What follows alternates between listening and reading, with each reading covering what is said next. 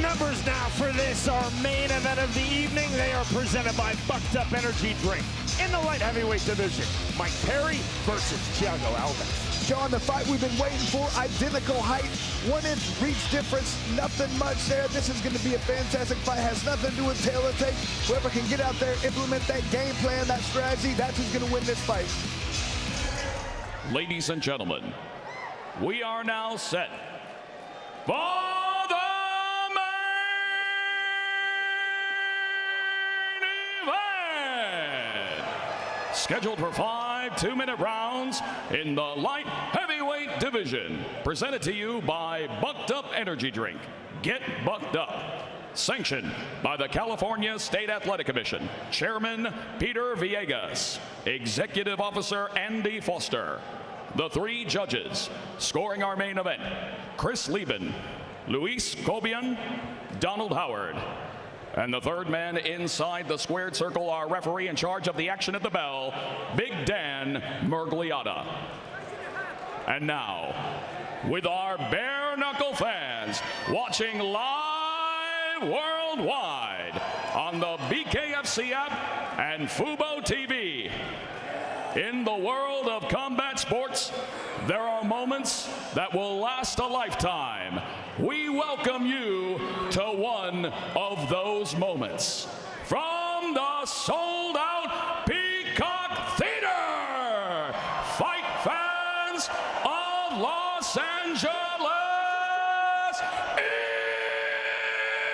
it's time to knuckle.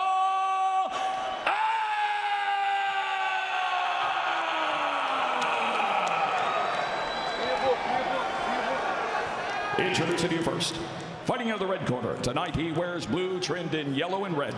He stands 5 feet 9 inches tall. His official weight, 183.9 pounds. He is a true MMA veteran of 38 fights and is undefeated in the squared circle at 2-0. He is the former BKFC World Middleweight Champion, fighting out of Coconut Creek, Florida. Here is Thiago Pitbull Alves.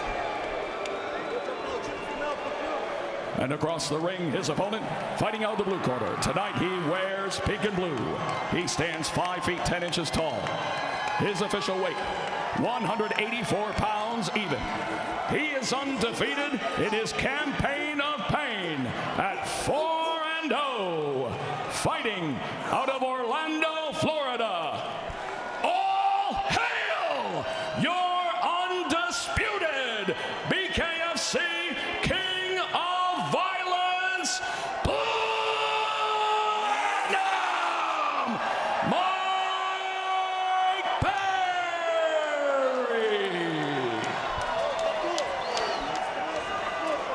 Thiago Alves told us, when Mike Perry is throwing power punches, I will be throwing accurate punches. And Murgliata bringing both fighters up to scratch. Ready, sir. Toe to line, ready. Buckle up. Round number 1. Blue and pink trunks for Mike Perry. Blue and yellow trunks for Thiago Alves. Immediate forward pressure off of scratch from Perry. Perry to the body, right hand, just misses the mark. High tight striking guard for Alves. This under jab. This to the outside.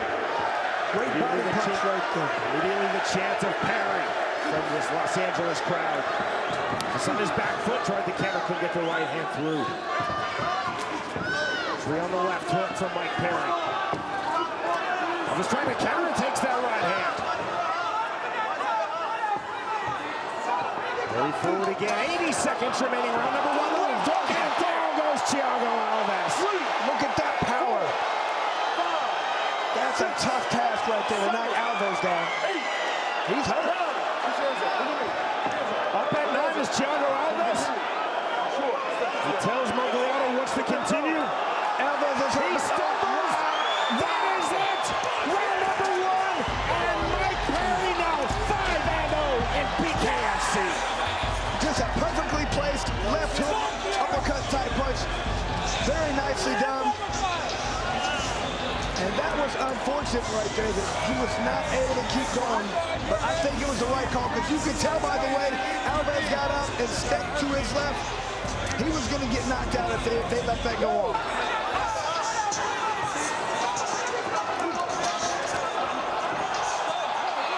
Like a little combination between a left hook and a left uppercut.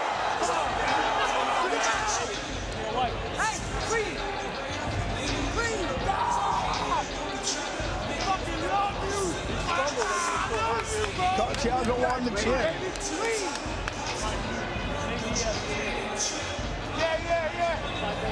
It doesn't have to be extremely hard, it has to be extremely precise. Thiago was the one talking about precision right there, but that landed in the perfect spot.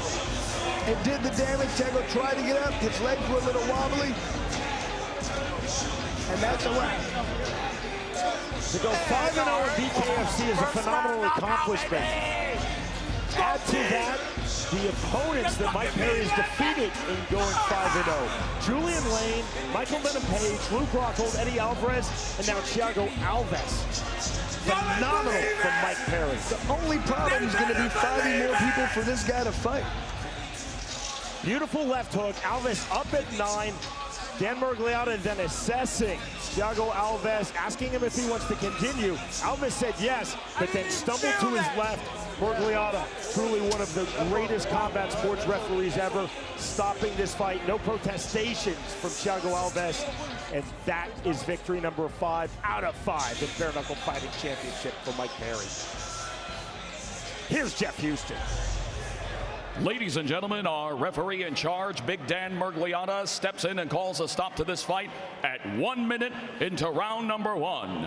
For your winner by TKO and still your undefeated, undisputed, uncontested BKFC King of Violence, Platinum, Mike Perry!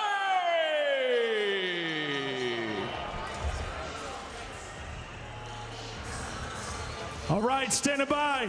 Platinum Mike Perry, that is 5-0 in the BKFC. You got that done very, very quickly, proving why you are the king of violence. There's a lot of folks out here tonight watching you. What do you got to say to them? My easiest fight yet, just like I said it would be. I'm the undisputed king of bare knuckle. I'm #1 pound for pound. Fuck anybody who think differently. I'm the king in this bitch. Come and see me, bro. If you want the smoke, if you want the money, I want all the smoke and all the money. You can't beat me, it's my money. Give me the bag. Let's go, David Feldman. Let's go, Marcus Sight for Young LA. Shout out to everybody that came through, all the fans. We in this bitch. I've been screaming all night. I've been ready for this. It's lifelong. Come and see me, bro. I'll fuck you up here. Mike, what more can you do, my friend? What more can you do? Who is on your hit list now? Darren Till, you fat fucking bitch. Get your ass over here or I'll come to UK. Yo, Nate Diaz got a fight with Jorge Misfit on. Some East Coast versus West Coast shit. Throw the hands. I would have asked for a face-off, but he would have told me to square off with myself, motherfucker. So shout out to him, man. I ain't a hater, bro. We all out here trying to make it. And I'm fucking fighting for every step I take. Ladies and gentlemen, your king of violence, Platinum Mike Perry. Mike Perry just keeps getting better. He talked about that being his easiest fight. That was a very dangerous opponent, and he went through him like that was nothing. A smart pressure start off of scratch from Mike Perry. Precision with power, the left hook, and the finish. In our main event of the evening, victorious by way of first round TKO, Mike Perry defeats Thiago Alves. Knuckle! Welcome to the new BKFC app. Get monthly BKFC events for $7.99. This is the best show in combat sports. Enjoy our all-new library of content, including behind-the-scenes access, exclusive BKFC original series, and additional live bare-knuckle fights from around the globe. Knuckle up with the new BKFC app, only $7.99 per month. Saturday, October 4th, Bare-Knuckle Fighting Championship debuts in New Jersey. In the main event, it's an all-out war when the reigning king of violence, Platinum Mike Perry, defends his title against a warrior ready to bring the brutality, Jeremy Lil Heathen Stevens. In the co-main event, it's Frankie the Answer Edgar versus Jimmy El Terra Rivera. Plus, the first ever queen of violence will be decided when bad blood boils over as Christine Misfit Ferea throws down with Jessica the Black Widow Borga. Watch it live only on DAZN. Sign up now at DAZN.com. The numbers now for this, our main event of the evening. In the welterweight division, Eddie Alvarez versus Jeremy Stevens. Our tale of the tape is presented by Bucked Up Energy Drink. Eddie Alvarez, 5'8". Jeremy Stevens, 5'9". Only a 2-inch reach advantage for Stevens. Not that big of a difference for anybody this weight class. Tail of the tape, not a factor. Ladies and gentlemen, we are now set for the main event. Scheduled for 5 2-minute rounds in the welterweight division. Presented to you by Bucked Up Energy Drink. Get bucked up. Sanctioned by the Pennsylvania State Athletic Commission. Chairman Rudy Battle. Executive Director Ed Kunkel. The 3 judges scoring our main event: Ilian Rodriguez, Steve Weisfeld, and Nick Behrens. And the third man inside the squared circle, our referee in charge of the action at the bell, Big Dan Mergliata. And now, with our BKFC fans, watching Knuckle Mania 5 live worldwide on DAZN. From the history-making, record-breaking, earth-shaking, sold-out Wells Fargo Center. Fight fans of Philly, let's knuckle up!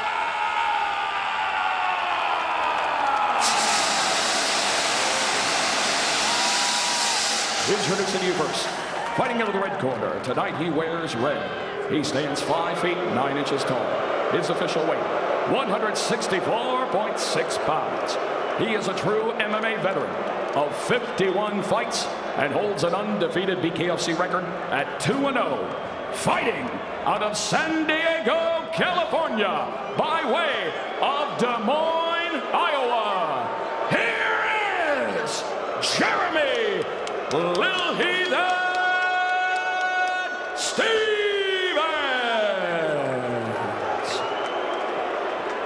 And across the ring, his opponent, fighting out of the blue corner. Tonight he wears black. He stands 5 feet 9 inches tall. His official weight, 165.8 pounds. He is also a true MMA veteran of 40 fights and holds a BKFC record of 1 victory opposite a single defeat. He is a 3-time MMA lightweight world champion and the bare-knuckle fighting pride of Philadelphia. Here is the underground king, Eddie Alvarez.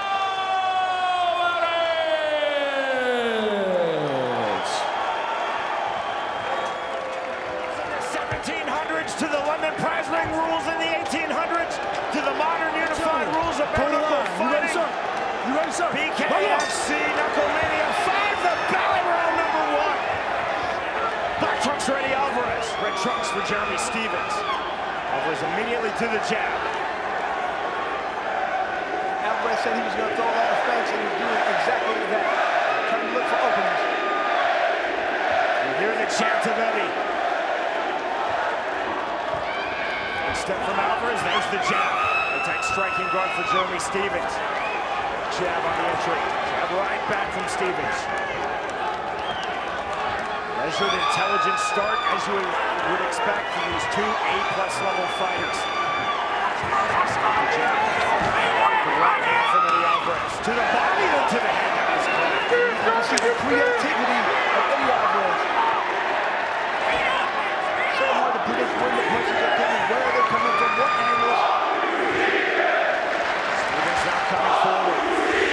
It's a counter right hand on the pull too from Alvarez.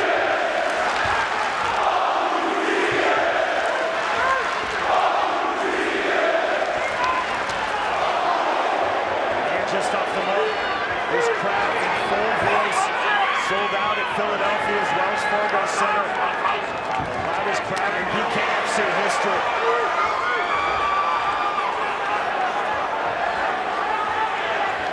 Support of Eddie Alvarez fighting in his home city.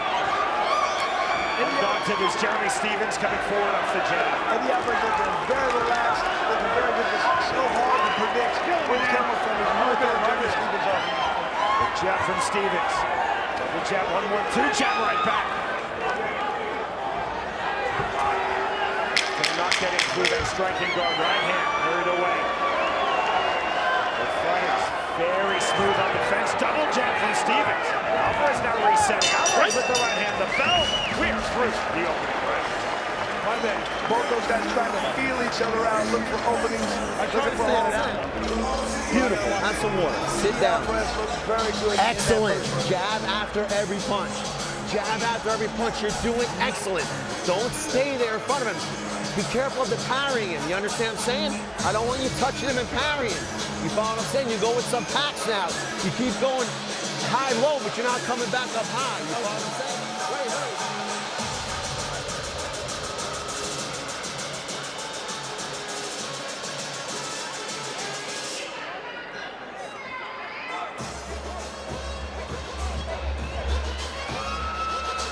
And you can just hear the corner of Eddie Alvarez telling him exactly what how to stay relaxed. Like, don't stand in front of your opponent. They know how hard Jeremy Stevens hits. Just move, stick, move. Don't stay in front of him. Turn the line, gentlemen. Ready. Both men up to scratch.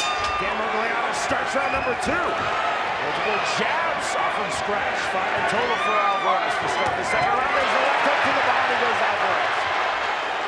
Alvarez on the feint right hand. Stevens left hook. Stevens is coming with some powerful shots, though. Left hook from Eddie Alvarez. Unbelievable job for Alvarez just to take that shot. That was a powerful shot. Great striking guard for Stevens into the clinch right hand. 125 remaining round 2. Right to the body, counter left hand. Half-top run down snatched by Eddie Alvarez. Big right uppercut from Alvarez. Alvarez coming forward off the jab. Jab right back from Jeremy Stevens, taking himself to the ropes, snatching the half-top run from Jeremy Stevens. Separation from Borga. So you just get the feeling this fight can end very quickly. Alvarez feinting and taking that jab of Stevens. Duck under from Jeremy Stevens. That was slick. Right hand. Alvarez trying to find the rear right hand. Left hook. Half-time run now initiated by Eddie Alvarez into the clinch. Short right hand. You see the smart framing of Jeremy Stevens. Two hugely powerful fighters, Chris, but these are two very smart fighters. To the body, right hand to the head, Eddie Alvarez. Alvarez on the hand trap. In the halftime run once more. Waist cinch now from Eddie Alvarez. There's the separation from Morgliano. Late here in round number 2. Left hook chest off the mark from Jeremy Stevens. Alvarez. Level change, half-time plum, rear right uppercuts. Jab right back. On the lead hook from Alvarez. Next stop, round 3. And this fight just got very interesting. Back and forth action. Like I said a minute ago, I get the feeling this fight can end rapidly. Jab you throw. When you're going with Pino, 1-1-2, stop popping your head up on the 2. Every time you're going with that 2, you're raising up and you're taking the speed and the power off your right hand. I want you getting down on that right hand. The under 2s are working beautiful on him.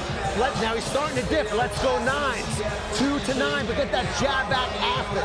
You understand what I'm saying? He's starting to shell. He's doing great, bro. Yeah. He's starting to You're hurting him every time you touch him. You just got to touch him a little bit. That's it. All right? He's just going to try to push you. That's all you got to try and do. Speed, move. Speed, combinations. Let this one go more. You're hurting him with everything. Believe in it. So one of our keys to victory for Stevens was to land that right hand. That's exactly what his corner is saying. Every time you land that right hand, it hurts him. Ready. Round number 3. So he did the start round number 2. Alvarez immediately forward off the jab on the right hand. Jab right back from Jeremy Stevens. And it was that right hand. His corner's telling him to it. They are right. He has to land that right hand. Face me, 7. Here's the mandatory 8 count. Put your hands up. From the side. And Stevens going to try and finish it right now. He's got to see the finish line. Alvarez taking the mandatory 8 with his back to referee Dan Borgliano. Alvarez is a dangerous fighter when hurt. Alvarez forward off the canvas. Now trying to work to the mid-range. Left hook. Right. That's right. Hey, no takedowns, boy. No takedowns. Ready? Level up. He's the bench, Eddie. 70 seconds remaining. Round number 3 of our main event. We are in the welterweight division. Right hand, counter right in from Alvarez. Stevens now coming forward, popping the jab. Jab right back from Alvarez.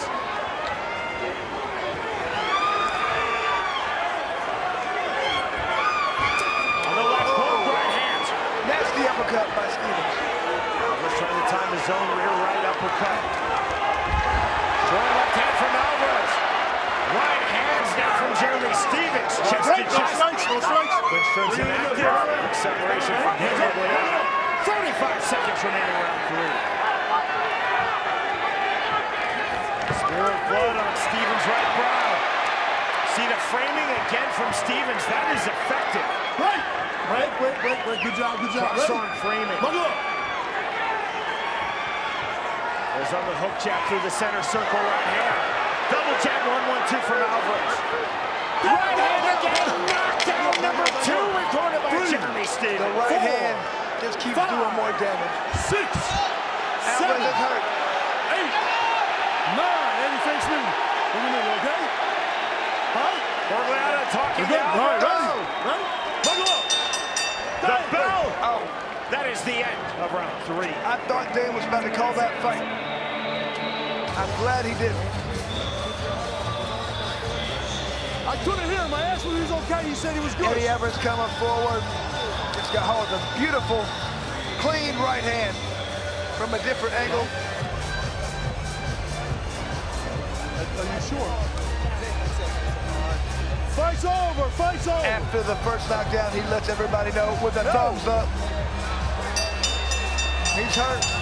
That right hand. This fight has been stopped, and victory for Jeremy Stevens. One of the best coaches out there. Not sure if it was the doctors or the corner. Somebody saw something they didn't like.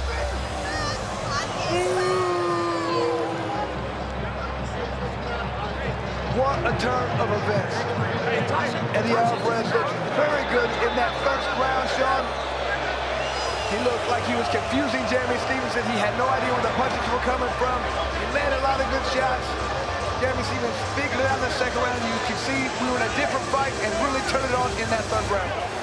Jeremy Stevens twice in round number 3, knocking down Eddie Alvarez.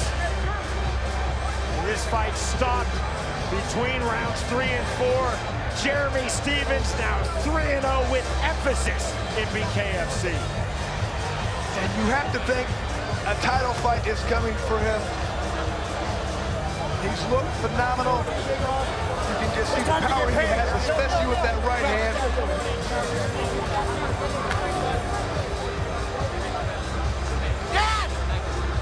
One more look at this. Eddie's hurt. He's backing up. Just that powerful right hand. His corner was telling him, Stevens, in between rounds, you have to throw that right hand. It's doing damage. You have to land it. He listened to his corner and got the victory. Off mic, off camera, I just talked to our Chief Medical Officer at BKFC, Dr. Don Mutsi. Dr. Mutsi confirming that was an Alvarez corner stoppage. Alvarez did not retire from the fight, but his corner stopped it between rounds 3 and 4. And Sean, I always say it's a great thing. Your corner is there to look out for you. Your job is to fight the entire time, and it's your corner's job to make sure you don't get hurt. This will go down. A Stevens TKO win. 2 minutes of round number 3. This will go down as one of the greatest moments in Jeremy Stevens' phenomenal professional combatant sports career.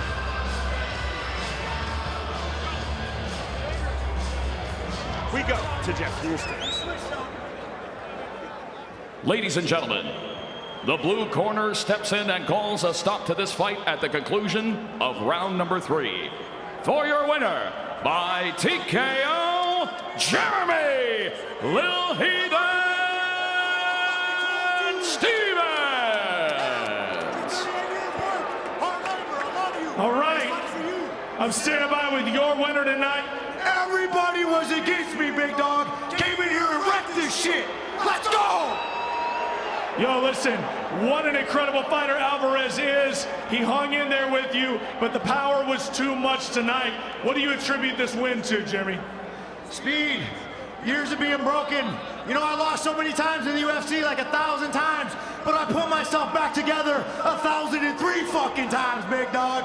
You cannot stop me. This is resilience. Years of hard work. My whole life was dedicated to this. I want to dedicate this fight to my father back home. 38 years in Lofredo Company in Des Moines, Iowa. He's worked his ass off just like many of you people who bought tickets even way up there. My dad, I love you. This fight's for you. To my grandma who passed away, I know she had a hand in this. I love you. Jeremy, listen, after a win like this, bro, you gotta wonder what's next, man. You are gonna be the hottest fighter in this organization from right now, moving forward. Who do you want next? What are we doing? Hey, my own promoters were against me. The whole city was against me. McGregor's against me. Mike Perry, everybody doubted me. Look at me now.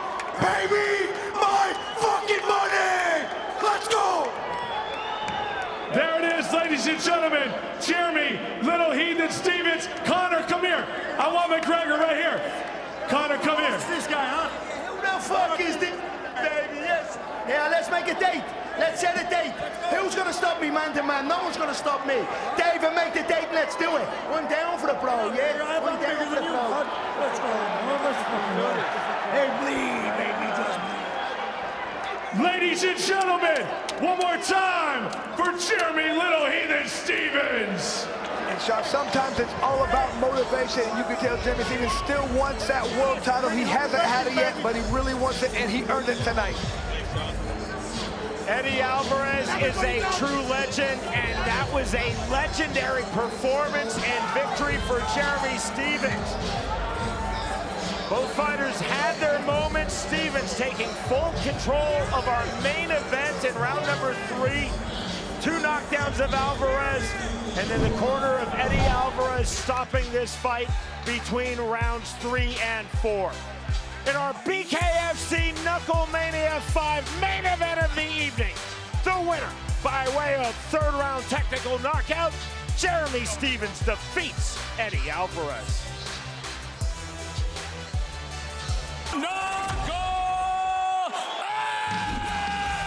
Welcome to the new BKFC app. Get monthly BKFC events for $7.99. This is the best show in combat sports.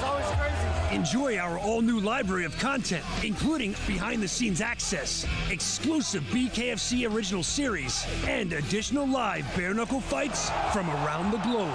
Knuckle up with the new BKFC app, only $7.99 per month.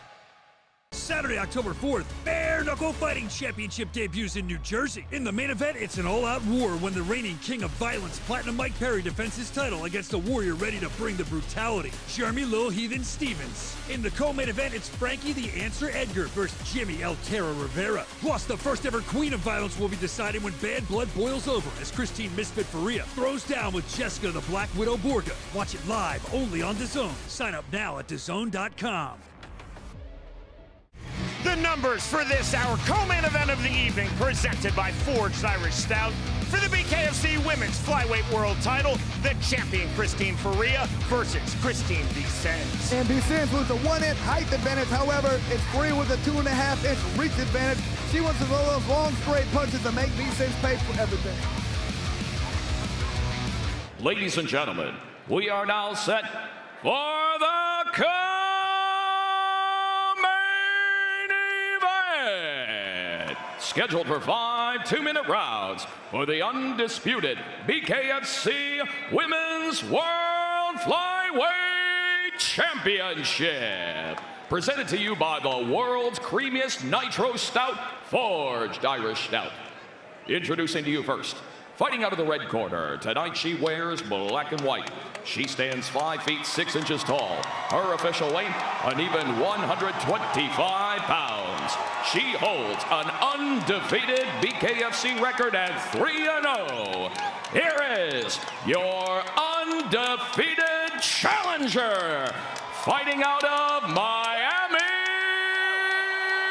Florida, by way of Cuba, Christine La Busadora Vicens. And across the ring, her opponent, fighting out of the blue corner. Tonight she wears lavender and black. She stands 5 feet 6 inches tall. Her official weight, 124.8 pounds. Her impressive BKFC record stands at 9 victories opposite a single defeat. And for the 5th time, she steps into the ring as your reigning and defending BKFC World Flyweight Champion and the #1 pound-for-pound female bare-knuckle fighter in the world, fighting out of Las Vegas, Nevada, Christine the Misfit Ferea.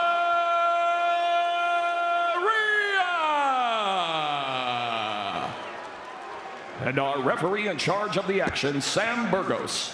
Christine Ferea told us, I will quickly establish the jab off of scratch and then very high volume throughout. Sean, you look like you have a very motivated Ferea for this fight.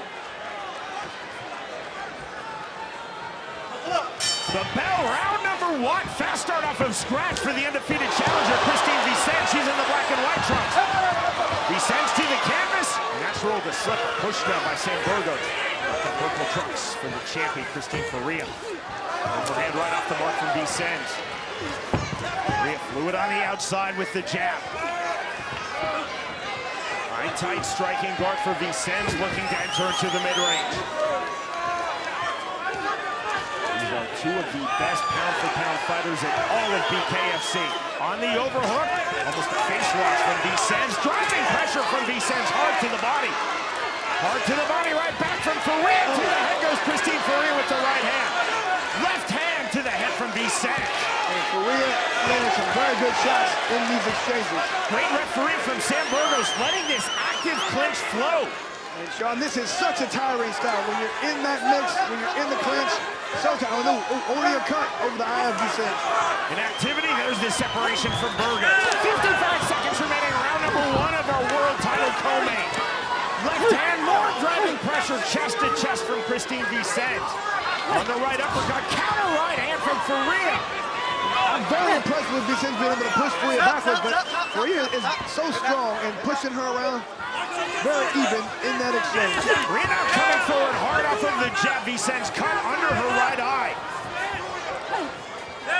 To the body attempt for Vicens. The idea was there, the punch wasn't. Right hand from Ferea. left hand from Ferea. Ferea now opening up, driving pressure against the corner. Crushing goes Christine Vicente. Vicente clever on the turn. 10-second clock late here in round number one. This has been a phenomenal round. Both fighters having their moments. The moment right now for Ferea on the right hand. Another right hand, the bell, the end of round one. And Sean, that is exactly what we thought we'd get from Ferea in this fight. She didn't like the last fight she had. She said she's coming out to prove a point. This isn't a boxing match, this is a fight. She showed that in that round.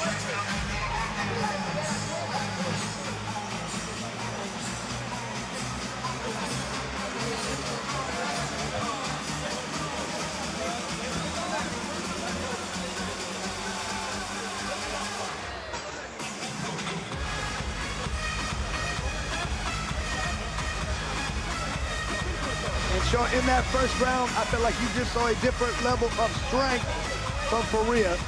That was a good punch by Vicente, but I mean, it's just hard to come back with power against Ferea because she's going to come back with power. And usually when she comes back with power, she wins that fight. Both fighters up to scratch. Bouncing at scratch is Christine Ferea, the champion, round number two. Opening with the rangefinder jab, another jab, this to the head from Vicente. There's the 1-2 counter on the pull, two from Ferea. Ferea heavy to the inside, on the rear line uppercut, bombing uppercut. Vicente's trying to clinch defensively. Half-time plum held by Ferea. And you can just see the toughness of Vicente because she's getting hit with major shots. But she keeps pushing forward. Separation from Burgos. Ferea coming forward again. Vicente's missing with the 1-2. Ferea resetting. The fighters in the center circle. There's the jab off the mark from Vicente. Then Vicente with the rangefinder jab. Vicente's cut under her right eye, swelling in her left eye. Moderate swelling under the right eye of Christine Ferea. There's the right hand from Vicente in the entry. Vicente's on the right uppercut. Vicente's framing now from the half-tie plum. Counter on the right hand from Ferea. Ferea right hand, left hand. Driving pressure again from Vicente. Ferea on the turn against the ropes. This is a phenomenal fight. I mean, what a fast pace. This is going to be an exhausting style. Up jab entry from Ferea. After Vicente's through the hook jab. These are not just technical strikers, these are two intuitive strikers. You can tell Vicente she's trying to throw some punches, but she wants to be all the way in and all the way out. She does not want to stay in the mid-range. Ferea almost a switch step. There's the right hand. Vicente's coming forward heavy into the clinch. See the bicep trap by Christine Vicente. Late here in round number two. On the left hook, you just heard the 10-second clap. Big swings from both fighters in the center circle. Half-time plum again, downward two from Ferea just before the bell. We move to round three. I mean, a complete war so far, Sean. They are going at it. A lot of punches thrown, but a lot of punches landed as well.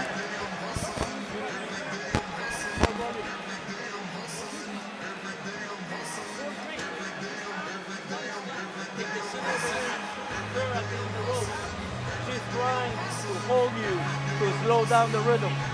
Okay? Breathe. Keep your hands up. She's getting there. You're on top, but you need more volume.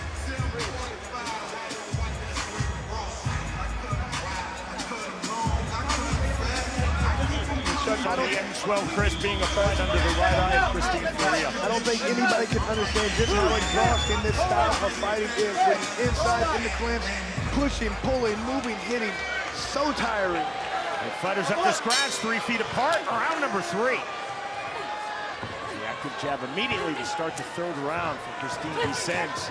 To the body, there's the entry from Ferea. Both fighters having their moments in the half-tie plum in this fight for this point. Left hook, right hand, counter right hand from Ferea. Ferea on the left hand, left hook on the exit. Another big left hook, this on the entry from Ferea. Vicente is taking some thunderous punches from Ferea. can see when Vicente, she continues to throw that jab, but she's not committing to it. She wants to stay out. Doesn't want to get in that mid-range where she can get hit hard. Left going freely. The cut under Vicente's eye, right eye, which opened in round number 1. Vicente against the ring rope. She told us she did not want to be there. It's almost a wizard throw, not a knockdown, a push down, a slipper's rule by Sam Burgos. And there's that power from Ferea, just throwing her opponent around. Simultaneous left hook, 60 seconds remaining, round 3. Right hand negated, left hook not there for Vicente. Ferea coming forward on the right hand. There's the long jab after the pull, too, from Vicente. Big right hand, short on the inside, right hand, left hand, then the counter left. And this is phenomenal. Every time one fighter lands a hard shot, the other one right back. On the jab from Vicente. 30 seconds remaining, round 3. This is a phenomenal fight. Long jab from Ferea. 2 off the mark from Vicente. Ferea resets on her striking line. Fast jab from Ferea. Swelling under Vicente's right eye. Swelling now under her left eye. On the right hand from Vicente. Left hook off the mark from Ferea. The bell, the end of round 3. And here you can just see the power difference, Ferea. When she punches you, it's just a little bit different. Beautiful! This is a David Feldman type of fight. I know, we're trying all the... This is our type of fight, Chris. Round number 4. Christine Ferea, the champion, was so keen, she actually put her front foot in front of the scratch slide to start the 4th round. I mean, Vicente is still coming. She's still trying to do everything she can. Ones, 1-2s, double jabs. It's just difficult to get into Ferea without any power. Vicente has walked through some massive punches just like that right hand from Ferea. Vicente still coming forward, still active with the jab from Ortho. Vicente's big overhand right now, the counter right hand from the champion Ferea. Right hand again from Ferea, and down goes Christine Vicente. I mean, Vicente is up quick, bouncing around, just an absolute animal. 70 seconds remaining, round number 4. Ferea coming forward on the right hand, left hand. Into the clinch, big left hand, another big right hand from Ferea. Suddenly Ferea can see the finish line, trying to reach it down in round number 4. On the right hand, Vicente, to her credit, still throwing back. Vicente from the half-time block, dropping pressure, double slip, both fighters to the canvas. I mean, what a performance. Vicente is hurt badly and just keeps coming forward. Time called by referee Sam Burgos. And this is a medical timeout. Christine Ferea, for part of the ring. Dr. Don Muzzi. This fight is over. Successful title defense number 5 for Christine Ferea. And that was one of the best performances we've seen from her in quite some time. You can tell she had a different mindset, a different attitude. She talked about it in our meeting, told us this was not a boxing match, this is a fight, I'm coming to fight. She definitely did that tonight. Chris, this is that very rare fight in combative sports where the stock of both fighters will rise. Yeah, I mean, Vicente, that was unbelievable. Every time she got hit, just hard shots. She kept coming forward. Not too many people can take these punches from Ferea. Christine Ferea not only is dominant as the BKFC Women's Flyweight World Champion, she's making a serious case as the best pound-for-pound fighter, male or female, across all of BKFC. And in defeat, medical stoppage, 4th round TKO, Christine Vicente showed incredible skill, heart, tenacity, and talent. Full credit to Christine Vicente in defeat, and full credit to the champion in victory, Christine Ferea. I mean, geez, what a performance. So impressive when you can get hit that hard and just fire back. And both these ladies did that the entire fight. One person would land a shot, come right back. That's what we talk about. Loving this sport, Sean, is talking. People always talk about who's the dog. They both had that dog in that fight. That's why this sport is so amazing. We get two fighters in this manner when they come out and put on a performance like that. I mean, you just can't ask for any more from any athlete. Go back to our fighter meeting. Christine Ferea used the word ferocious. Ferocious indeed. And it wasn't ferocious for one round. That was 4 rounds of extremely tough fighting, extremely tiring fighting, in the clinch, pushing, pulling, landing shots. That was unbelievable. Here is Jeff Houston. Ladies and gentlemen, before we go to the decision, let's have a big round of applause for these two warriors. On the advice of our ringside physician, our referee in charge, Sam Burgos, calls a stop to this fight at 1 minute 22 seconds into round number 4. For your winner by TKO, and still undisputed BKFC Women's World Flyweight Champion, Christine the Misfit Ferea.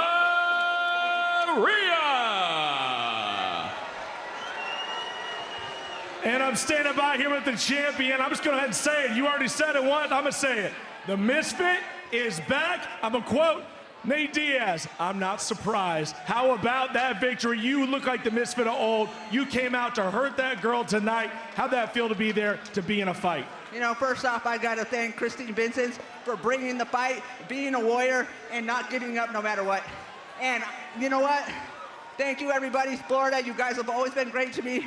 Thank you. This is where I first won my title, and I'm going to keep it forever. So if you don't like me, good. Watch me shine, motherfuckers.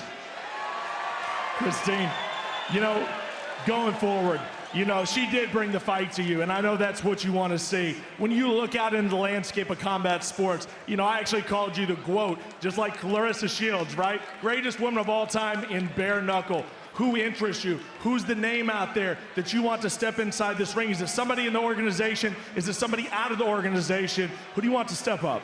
You know, out of the organization, I just want high-level, really skilled fighters in the promotion. If Jessica Borga's fat ass wants to come down to 135, let's fucking go, bitch.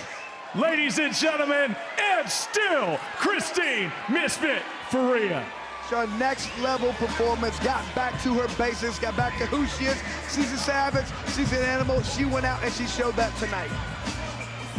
Christine Vicens most definitely had her moments, but the class of the champion, Christine Ferea, shining through offense, defense, the knockdown, and the doctor's stoppage finish. Successful title defense number 5. In our co-main event of the evening, the winner by way of 4th round TKO, Christine Ferea defeats Christine Vicens.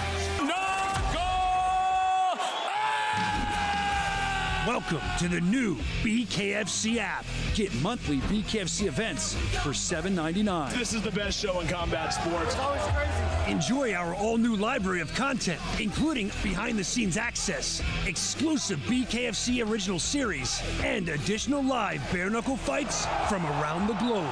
Knuckle up with the new BKFC app, only $7.99 per month. Saturday, October 4th, Bare-Knuckle Fighting Championship debuts in New Jersey. In the main event, it's an all-out war when the reigning king of violence, Platinum Mike Perry, defends his title against a warrior ready to bring the brutality, Jeremy Lil Heathen Stevens. In the co-main event, it's Frankie the Answer Edgar versus Jimmy El Terra Rivera. Plus, the first ever Queen of Violence will be decided when bad blood boils over as Christine Misfit Ferea throws down with Jessica the Black Widow Borga. Watch it live only on DAZN. Sign up now at DAZN.com. The numbers for this, our co-main event of the evening, presented by Crypto Fight Game for the inaugural BKFC Women's 145-pound World Championship, Hannah Rankin versus Jessica Borga. And you can see from the tape, it's not going to have much to do with the outcome of this fight.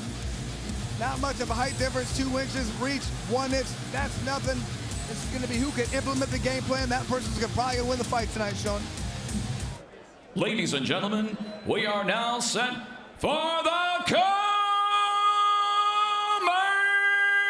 event.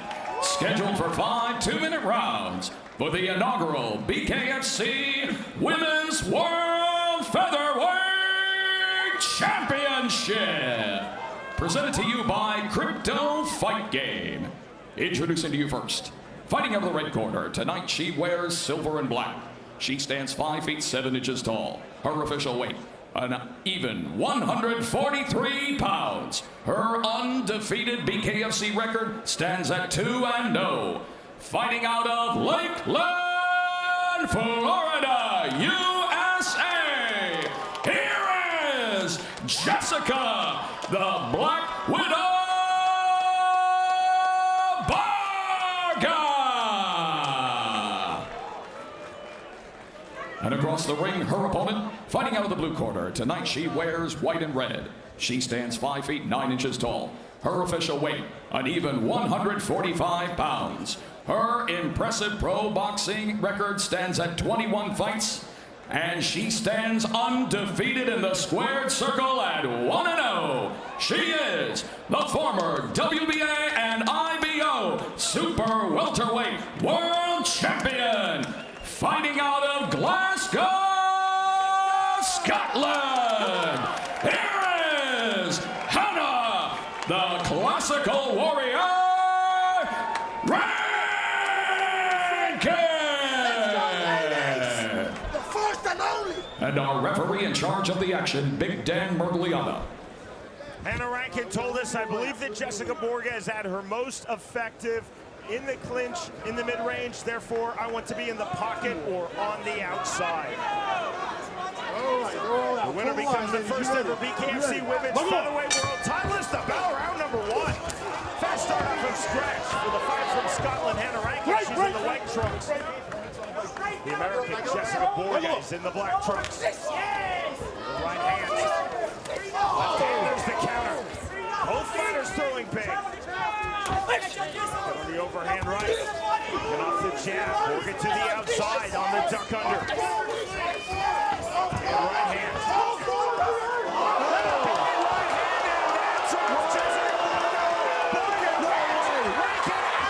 Game, set, match. We have a new champion. It is Jessica Borga. So they always talk about the first KO. That was it. That was nasty. The way that Rankin fell, you could just tell that no need to count.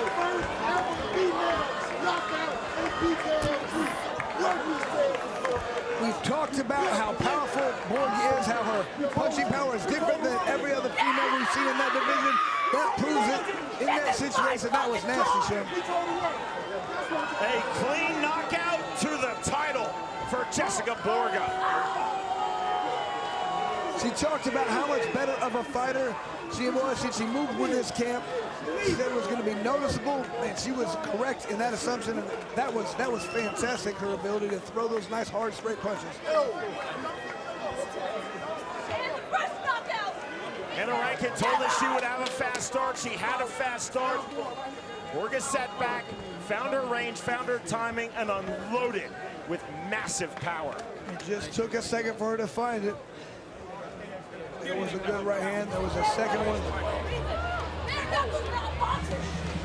You can just hear Borga is still up there talking, yelling at Rankin, telling her this is not boxing.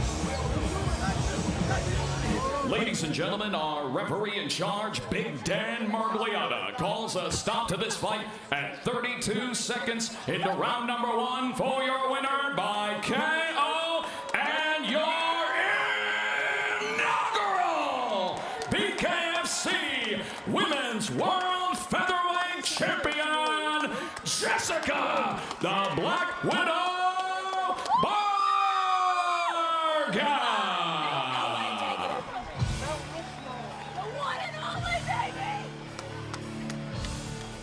All right. I gotta put her down just for a second. Just put her down for a minute. There we go. Get a photo. Get a photo. That's a pretty big deal. That's a pretty big deal for our new champion. Ladies and gentlemen, Fight World, this is Jessica Borga, one of the baddest females on the planet right now. Congratulations on this win. You came out there and you did what Jessica Borga does, and you went out there and you attacked, you didn't hold back, and you went with what got you here. Talk about that finish. I still didn't didn't get to show my boxing, really. Well, I mean, a little bit, but you know what? I am who I am. I am the one and only Jessica Borga. That ain't gonna know one that's gonna be able to do what I do. And because of my team, I'm only getting more dangerous, so send them my way. I don't care who you are. Thank you for this promotion. Everyone included in this promotion, Dave, Connor. I'm here to stay, baby. You know what, Jessica? Now let's sit back and let's think about what just happened. You talk about your journey, what you've had here in the combat sports game, the way you fought through MMA, you come to bare knuckle. Now you can call yourself officially a world champion. When you hear that, how do you feel? Give me where you're at here. Man, there's no words to express it because this is what I've worked for my entire career. This is who I am. This sport is me, 100%, and this proves it. Ladies and gentlemen, there's not much else to say. One of the baddest women on the planet today.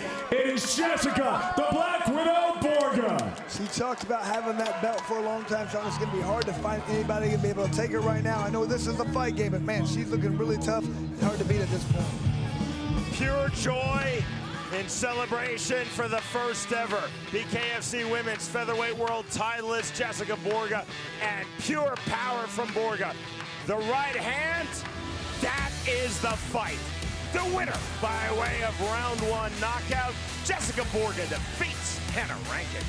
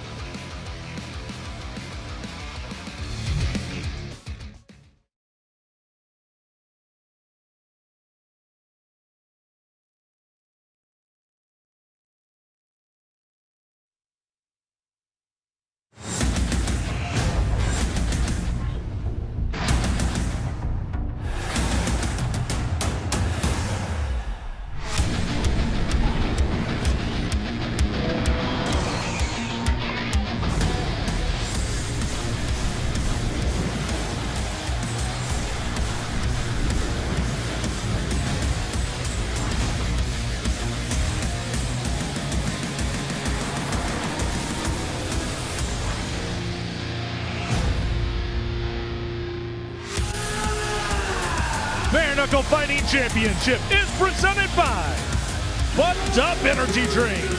NEWARK, New Jersey, a blue-collar city with a tough reputation, the perfect setting for the roughest, toughest combat sport on the planet, Bare Knuckle Fighting Championship. Tonight, we're taking all the hard hits you'd see at the Prudential Center with the Devils and turning the violence up all the way to 11. It's BKFC 82, live on the Zone. And there's no better way to kick off the BKFC than with our Preview 3 fights. Complimentary from us to you to prime you. Get you ready for our incredible pay-per-view card tonight. Don't be surprised if these 3 fights don't go 3 for 3 with 3 knockouts. And our incredible double main event, first up, the King of Violence set the standard at BKFC, so it's only right that we have a Queen of Violence. Christine Ferea has been beaten and bloodying opponents her entire career, and she's held that flyweight championship for over 3 years. Jessica Borga is like nothing we've ever seen, 3-0, 3 finishes, and the holder of the only pure knockout in the women's division. No love lost when they fight for the crown tonight. And the main event is an instant classic guaranteed. Both current King of Violence Mike Perry and challenger Jeremy Stephens are unbeaten in this game, but they hold one thing in common. They don't know how to have a bad fight. Buckets of blood, broken bones, and unbridled aggression are hallmarks of both Platinum Perry and Lil Heathen Stephens. Who walks out? The King of Violence. And welcome to the Prudential Center. Oh, that feels good to say. That's right, we are in The Rock, live on the global home of boxing, DAZN. I'm Cyrus Fees. I'll guide you all the way through. And folks, we are so happy to be in the state of New Jersey. Happy to be in Newark, right across the river from NYC. Folks, this is a momentous occasion. We are here live and ready to go here on DAZN. Now, everybody is talking about the King of Violence and the Queen of Violence. You'll get that later on in the pay-per-view. But what about some of the fighters that have already shown up, ready to throw down and ready to walk? How about guys like Isaiah Carson and Justin Clark? They'll kick things off. Amani Oliver, Arakli, Givangilia. They're ready to throw down. The big man, Aline Whitfield, ready to get it on. JC De Leon as well. Folks, we have a lot of fighters backstage chomping at the bit to get things started here in New Jersey. Man, oh man, we want you to scan the QR code right now so you can be a part of history tonight. Get the pay-per-view. It is satisfaction guaranteed. Of course, that'll all happen on the DAZN app. And folks, it's all going to happen on the BKFC app if you want even more BKFC. And why wouldn't you want more BKFC? $7.99 a month to get you the all-access pass, which includes a fight here in just about 2 weeks' time in Hammond, Indiana, plus so many live events and all of the archive footage. It's more BKFC action, BKFC fights than you can shake a stick at. It's all there on your BKFC app. Ooh, man, this crowd is getting fired up. We are not surprised, so let's go ringside with the voice of the BKFC, Sean Willock, the walking fight of the night, Chris Lytle. Gentlemen, Stephens, Perry, there will be blood. Very likely scenario, Cyrus. Chris, our main event for BKFC's King of Violence title. Set for the middleweight division. Both fighters undefeated in bare knuckle. Mike Perry versus Jeremy Stephens. And Sean, when you look at this, it almost seems like we took Mike Perry and this is what we developed the sport around him. This is exactly what he's good at. He's tough, he's hard-nosed, he hits hard, he takes a good punch. Phenomenal fighter. However, Jeremy Stephens, we put him in tough every single fight. He's came through with flying colors. This guy really wants to be the King of Violence. Chris, you have tonight's fight odds. They are presented by BetBKFC.com. Lots of good fights. If you want probably more of a safer fight, Carl Robertson is great. However, you want to go with an underdog, I really have a good feeling about De Leon at plus 230. Blackout Coffee presents the unified rules of bare knuckle fighting, administered this evening by the New Jersey Commission. There is no 3 knockdown rule. Punching in the active clinch is allowed. All kicks, knees, and elbows are illegal, as are all takedowns and submissions. We open tonight here in Newark, New Jersey with a bout in the featherweight division. Justin Clark versus Isaiah Carson, Our tale of the tape is presented by Bucked Up Energy Drink. And Isaiah Carson enjoying not only a 3-inch height advantage, but more importantly, that 4-inch reach advantage. He wants to stay long, stay outside, make Clark pay for trying to get in close.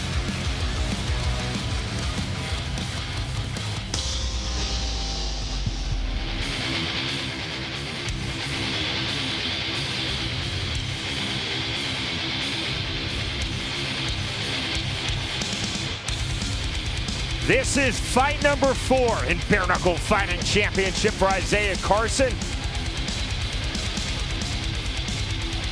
Overall, this is his 4th bout in the sport of bare-knuckle. He's had 6 MMA fights. Carson told us in our fighter meeting, I want to stay long, fully utilize my reach advantage, active jabs, and then let my twos flow off of my jab.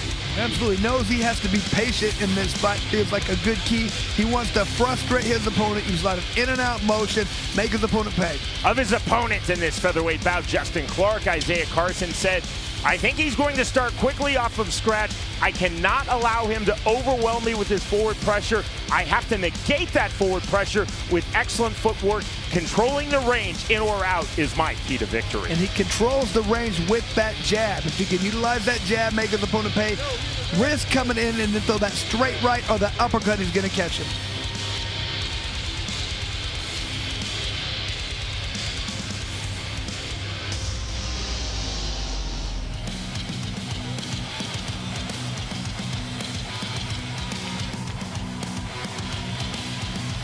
This is the bare-knuckle fighting championship debut for Justin Clark. He is 4-0 in his pro MMA career. Clark described his style to us in our fighter meeting as, quote, a technical brawler, and he said, I will be as such in this fight tonight. Clark also told us, I want to throw a very quick jab coming forward and then move continually in and out with explosiveness. Well, some of his main points, he feels like he's very adaptable during the fight. Has to start off smart, wants to download information earlier, see the holes, and then capitalize on the mistakes. Clark said, body punches to Isaiah Carson in the pocket and then land on the exits, always move my head, and continually be first in every exchange. He wants to get inside, utilize that clinch, definitely work the body. Every time there's a break, he wants to make sure he's throwing and landing on the break. BKFC 82, our New Jersey debut. To get our evening started, we send it to the always outstanding Jeff Houston. Ladies and gentlemen, a very good evening to you and welcome one and all to the Prudential Center, aka The Rock! And welcome, ladies and gentlemen, to the very first bare-knuckle fighting event in New Jersey State history! Welcome to BKFC 82. BKFC for review begins tonight with 5 2-minute rounds in the featherweight division, presented to you by Bucked Up Energy Drink. Get bucked up. Introducing to you first, fighting out of the red corner, tonight he wears black. He stands 5 feet 11 inches tall. His official weight, 145.2 pounds. Tonight he toes the line, ready for bare-knuckle fight number 4. Fighting out of Marble Falls, Texas, here is Isaiah, the Hill Country Strangler Carson. And across the ring, his opponent, fighting out of the blue corner. Tonight he wears black. He stands 5 feet 9 inches tall. His official weight, an even 145 pounds. His undefeated MMA record stands at 4-0, and tonight he makes his BKFC debut. Fighting out of Long Branch, New Jersey, here is Justin Clark.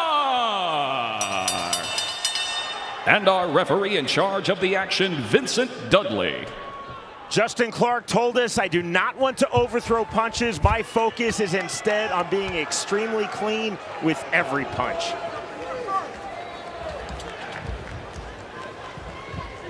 BKFC debut for referee Vince Dudley. Waiting for the ring to clear.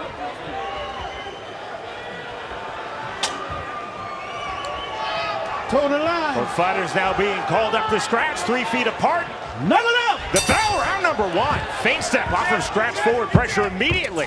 For the fighter from Austin, Texas, Isaiah Carson. He's in the black trunks, black and white trunks for the fighter from here in New Jersey, Justin Clark.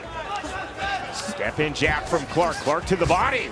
Right hook to the head from Isaiah Carson. Carson, he said he wants to stay long and measure, but he's coming in. It's like he wants to get a quick knockout. There's a big right hand from Clark. Another right hand from Justin Clark. Now coming forward. Counter right hand from Carson. Then the swing and a miss. Carson is swinging for the fences the entire time. On the overhook. Stop, break. Immediate call for break from referee Vince Dudley. Right back to it.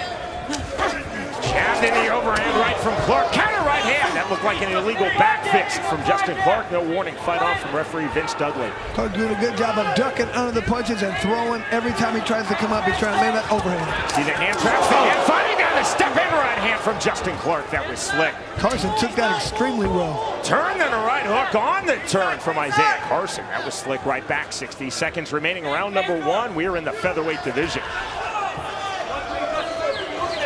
The fighters having their moments, early stages of the fight. There's a moment and a hard right hook with the step in from Isaiah Carson. Overhand right again from Clark. Something hurt him. Didn't see exactly what hurt Carson, but he was hurt. 180-degree turn from Isaiah Carson. Big shots to the inside. There's the push away, and down goes Isaiah Carson. Ruled the slip immediately by Vince Dudley. The correct call. Right back to it. Overhand right, heavy into the pocket comes Justin Clark. Now into the clinch with the half-time one, and the right hand drops Isaiah Carson. That's that dirty boxing, the inside clinch work displayed by Clark. 6, 7. Up at 7, now mouthpiece in. You just heard the 10-second clock. You cannot be saved by the bell in any round under the unified rules. We fight on the feint step. That ends round number 1. Carson extremely lucky that round ended. He was badly hurt.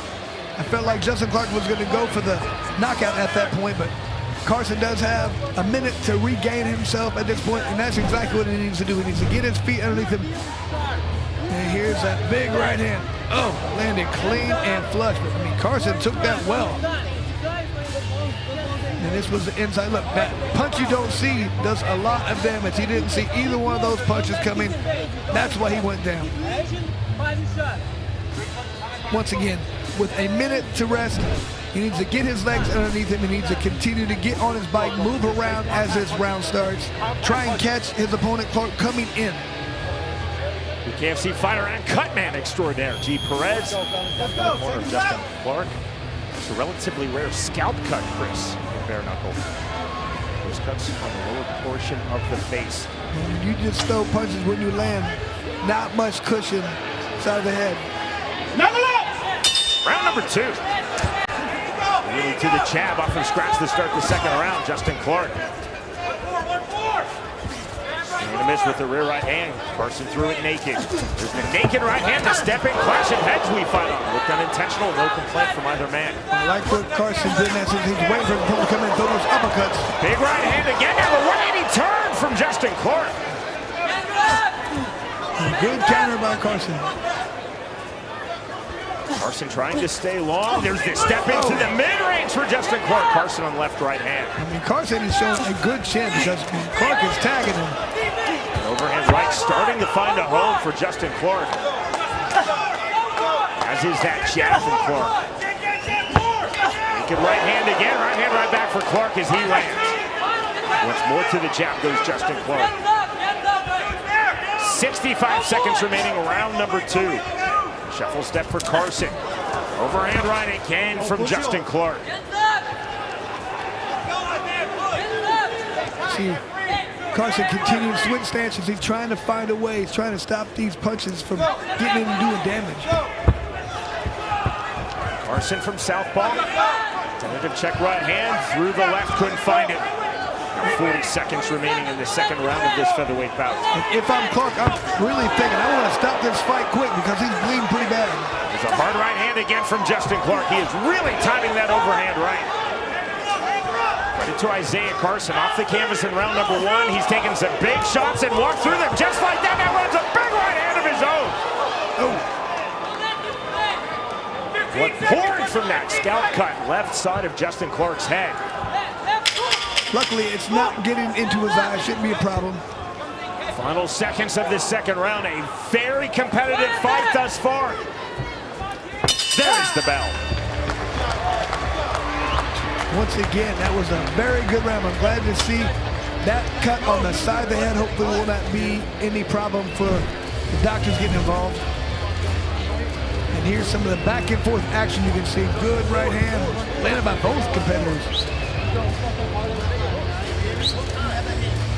You talked about that overhand right for Clark finding a home. However, once again, Isaiah Carson doing a good job of taking those shots and continuing to fire back.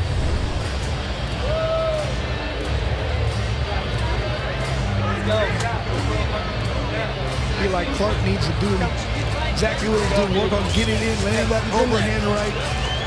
When Carson's able to counter, really work on throwing that uppercut. Because Clark kind of dips his head as he comes in. Seconds out called. Here comes round number 3. Now time called by referee Vince Dudley. This will be a medical timeout.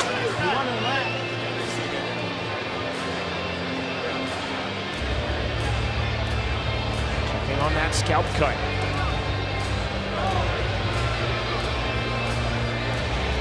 Oh, no, please don't tell me they're going to stop this fight for a Saturday. Come on. Medical assessment. The physicians from the New Jersey Athletic Commission. Go on. All right. Thumbs up from the New Jersey ringside physicians. You hear the requisite ovation from this NEWARK crowd. Both men up to scratch. Knuckle up! Call of knuckle up from Vince Dudley. Round number 3. But let's see if that doesn't light a spark. Under Clark say, I got to end this fight. They're looking at this cut a little too much for me. Swing and a miss overhand right for Clark. He's largely, though, found success with that overhand right to this point in the fight. Lands it there on cue. I'd like to see him turn that under, throw it to the body. That right hand of the body could be devastating. Good jab again from Clark. Especially get taller opponents like Carson. Carson on the right hook. Carson's been landing the right hook. Clark's been landing the overhand right. And the step-in jab, Justin Clark. There's a stiff jab from Isaiah Carson. Carson now coming forward, counter right hand from Clark. Carson is just taking these right hands impressively. Now forward pressure long from Isaiah Carson. Turn over left hand. And I like seeing Carson when he tries to keep right at the end of his punch, stay right in his range and not his opponent. That's great fighting. Saw a slick little hand trap. Shades of you, Chris, lights out Lytle from Justin Clark. Overhand right. Big right hand from Justin Clark. Carson, though, stepped into it, negated some of the pressure on that punch. And I'm surprised Clark hasn't gotten a clinch more often. He did very well, got the knockout from that position. He might want to get into that position and utilize that dirty boxing a little more often. Indeed, the low knockdown thus far in this fight, round number 1. Clark dropping Carson from the half-tide plumb. And as you see in the center circle, both men off the jab. A little swelling now. Above Carson's left eye, you see the hematoma rapidly forming on his face. 15 seconds remaining, round 3. Overhand right, knockdown number 2. And right back up is Carson. Right there.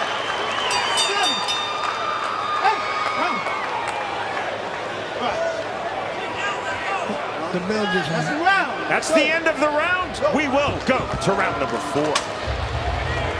Once again, I mean, Carson got dropped, hopped right back up. This fight, very back and forth. You're going to see a little bit difference in the power level. Those overhand rights have been there all night for him. Lifting his chin a little bit too much is Carson. Something I'm sure he's going to go back, he's going to watch the film, he's going to correct his next fight. Gotta throw. David Feldman, one of these guys to throw more punches, and that's what happens when you get a knockdown. Feldman gets happy. Our crafted replay presented by Forged Irish Stout. Confirmation, the round number 4 is upon us. So that's one thing you have to love. Our founder, owner, Dave Feldman, he just absolutely loves these fights. Gets so excited every time there's a knockdown, a knockout. First and foremost, he's a fan. I like any company where the boss yells at the athletes in a positive way. Sure, we'll call it positive. Round number 4. And then moving to the side off of scratch. Both men to start round number 4, trying to get the jab going. Stepping right to the left hand from Clark. Left hand to get overhand right. Carson continues to throw. I'm just really impressed with. He's been knocked down twice, but man, he should have got knocked down about 5 or 6 times today. Carson has taken real volume, real damage from Justin Clark. That's when he has really opened up offensively. Yeah, he's throwing these hard punches, trying to get his own knockdown. Hasn't been able to get one so far. Left hook, right hand. There's a classic 3-2 combination from Clark. Can fully land the idea, most definitely there, and it took Carson off his striking line. Once again, I mean, he's throwing his overhand. If he turns one of those right hands to the body, that big, long body of Carson, I think he'd do some real damage. Switch of stances and right back, open-chested stance now from Justin Clark. Stiff jab again from Clark, overhand right. Left hand, right hand on the exit. Still, I'm very surprised Clark not trying to get into that clinch at halftime. He got the knockdown in the first round. Go back to it. Look, jab off the mark from Isaiah Carson. Credit Justin Clark for the big punches he has landed just like that on the right hand. And credit to Isaiah Carson for the big punches that he has walked through, as well as pulling himself twice out of the canvas to do this come forward. 35 seconds remaining round 4. He's just throwing punches with everything he has. Here's Carson trying to get that knockdown, trying to get this back. He wants to win this fight. Real tenacity on display from both men. Clark looking for the hand trap. On the reset. Ortho versus ortho. Now the switch of stances, open chest from Clark on the turnout. Overhand right, lands from Isaiah Carson. The bell, we move to the 5th and final round. Sean, after the first round, I felt there's no way this thing's going to the 5th. Man, hope these guys come and throwing hard punches the entire time. The right hand, you see, barely it was a left hand that did a little bit more damage. Knocked Carson back. And there's the overhand right. Once again, if I'm in the corner of Clark, I'm telling him, please go to the right hand to that body. Body's open. You keep going with the overhead right. It lands. Man, I'd like to see if he can take that in the midsection.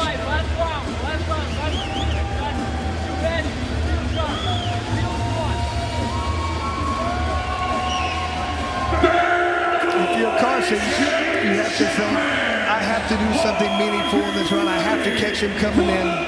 Really want to target that uppercut. I would just sit there and wait for him to come in and wait to counter. You have to get a knockout probably to win. You've been knocked down twice. In our fighter meeting, Justin Clark described his style as, quote, a technical brawler for the opening 4 rounds. That is an apt description. He's been technical, and he has brawled effectively to this point in the fight. Off of the jab and the right hand largely for Justin Clark, and we fight on. Carson has taken big punches. And ironically, Chris, Carson perhaps has done his best work offensively when he's really taken the barrage of volume from Justin Clark. As soon as Clark starts landing punches, that is when Carson starts throwing wild punches, but I mean, they're dangerous. If he lands one of those, he's going to do some damage. Swinging and miss with the right hand, counter right hook. That right hook has been Carson's best punch throughout this fight. Carson has really consistently timed that right hook well on the turnout and the step in. More of a bladed stance now for Clark. Again, he continues to look for the hand trap. Overhand right from Clark. Left hand, right hand. The shuffle step from Isaiah Carson getting laid here in this featherweight fight. 65 seconds remaining, 5th and final round. The roll under, looking for the overhand right is Justin Clark. Even when Clark lands these hard punches to us, it seems like Carson, I'm not going anywhere, is what he's saying. Clark by design, a very open-chested stance. He's either being largely bladed Chris or very open-chested.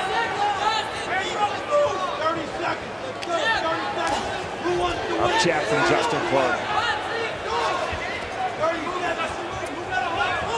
The catches again, swing and a miss with the overhand right. Senior imploring these guys, come on, fight.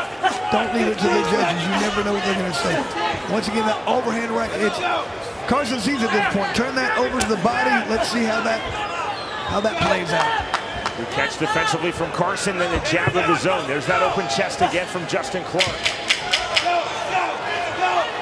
Stretch drive now of this fight. Very competitive, Justin Clark and Isaiah Carson. The 2 knockdowns in this fight, both recorded by Justin Clark. The bell, and we are through the full 5 rounds.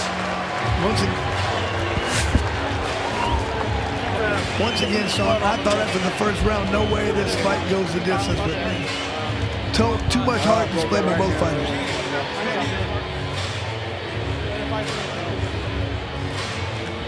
Both fighters having their moments, but the 2 biggest moments belonging to Justin Clark, dropping Isaiah Carson from the half-tie plumb in round number 1. In the closing seconds of round number 3, dropping Isaiah Carson with the clean overhand right.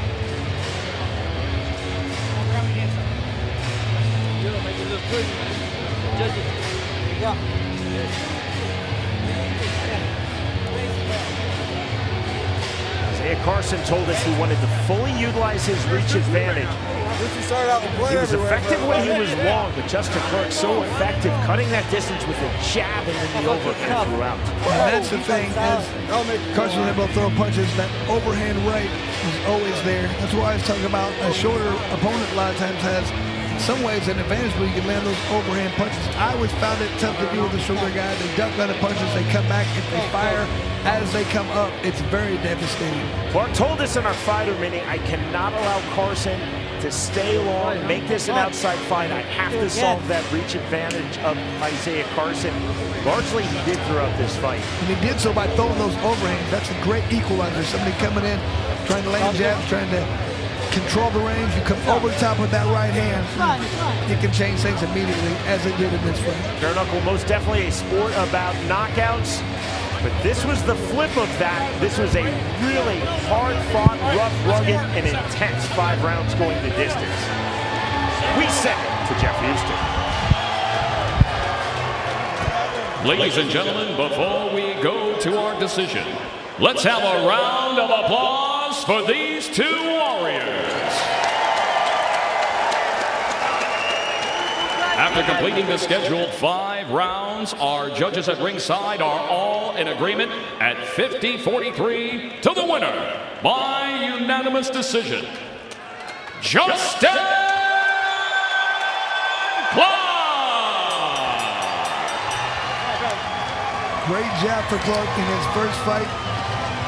Showing a good understanding and the good hard right hands. Didn't have to get the victory. 5 rounds to 0 from all 3 New Jersey judges, and then Clark getting the 10-8 in round number 1 for the knockdown, the 10-8 in round number 3 for the knockdown. Isaiah Carson had his moments, especially with the right hook, but Justin Clark taking control, the jabs and those big overhand rights. The winner by way of unanimous decision, Justin Clark defeats Isaiah Carson. All the way live from Satellite 5, pure chaos today. It's another crazy jam-packed show. You never know what you're gonna get here. Going viral across the internet, I wanted to try it at least once. So when they slap that, it makes it extra red kind of thing? With all the different things we got going on, we're going all over the world. Yeah, man, I'll beat the out of him. I think it'd be 500. Fade the flag! We're here to break news, and I'll break necks if I have to. Saturday, October 25th, the world's most exciting combat sport returns to Italy. Bare-knuckle Fighting Championship takes over Rome for the very first time, and a world title is on the line. BKFC Cruiserweight champ Chris Camozzi aims to add another notch to his belt as he steps into enemy territory to face the pure striking savagery of Italian legend Alessio Sakara. Watch all the history-making moments unfold live on the BKFC app. Download it at bkfc.com. We are live here in Brick City, Newark, New Jersey. BKFC 82 is brought to you by Bucked Up, Amnesia Vodka, Russia, and out nicotine patches. And now let's go to your next Tell the Tape, brought to you by Amnesia Vodka. In the lightweight division, Irakli Gavingilia versus Jabani Oliver. Interesting one here, showing Gavingilia with a significant 4-inch height advantage. However, Oliver, a 1-inch reach advantage.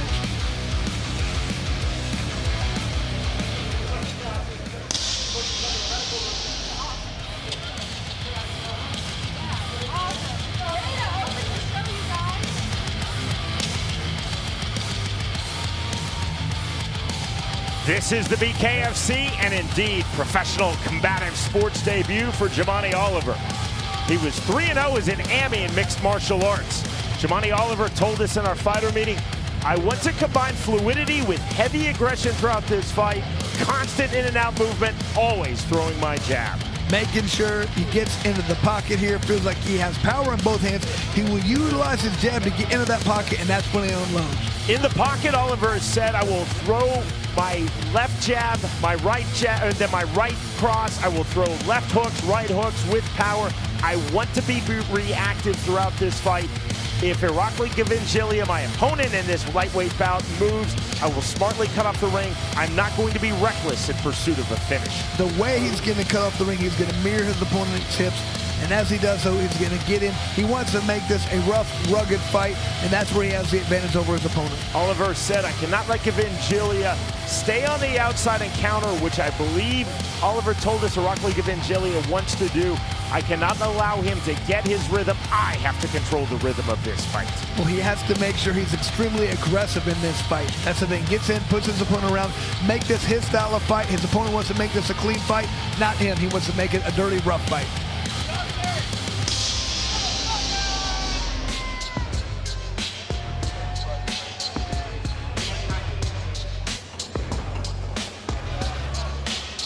From the Republic of Georgia, now based in relatively nearby Brooklyn, New York, Irakli Gavingilia, set for fight number 1 in bare-knuckle fighting championship. Gavingilia has a combined record in professional kickboxing and professional Muay Thai of 7 wins, 2 losses. Gavingilia said, I will be extremely aggressive on the inside throughout this fight. I will smartly find angles to land my power punches. Gavingilia, I feel like he has better movement, better lateral movement, better footwork, in and out motion. He's going to utilize all this. He's coming out tonight. He says, make no mistakes. I'm going to get a quick, early knockout. Gavingilia said, I will most definitely take risks. I will open up to record that quick knockout win versus Jabani Oliver. Ideally, Gavingilia told us, I want to make this a brawl. He wants to control the center of the ring. Feels like establish that jab. Make sure he's a pressuring his opponent the entire time. Gavingilia said, I will throw overhands, I will throw hooks, I want to throw every punch with intent. Definitely willing to clinch. I said, you want to work the body? He said, oh no, I'm head-heading. I want to throw to the head the entire time. Once again, Jeff Houston. Fight fans of Newark, we are set for the next fight of the night, scheduled for 5 2-minute rounds in the lightweight division, presented to you by Amnesia Vodka Ultra Premium Redefined. Introducing to you first, fighting out of the red corner, tonight he wears black. He stands 5 feet 6 inches tall, his official weight, 153.4 pounds. Tonight, he makes his BKFC debut, fighting out of Freehold, New Jersey, by way of Lakewood, New Jersey. Here is Jabani Oliver. And across the ring, his opponent, fighting out of the blue corner. Tonight, he wears black and brown. He stands 5 feet 10 inches tall. His official weight, 155.4 pounds. His pro kickboxing record stands at 7 victories, opposite 2 defeats. And tonight, he makes his BKFC debut, fighting out of Brooklyn, New York, by way of Tbilisi, Georgia. Here is Irakli Mamluk Gavingilia.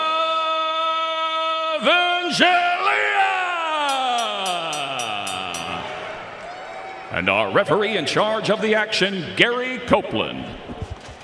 Jabani Oliver told us, on the outside I want to be smooth, But on the inside, I want to be very rough, very heavy in the clinch. Round number 1.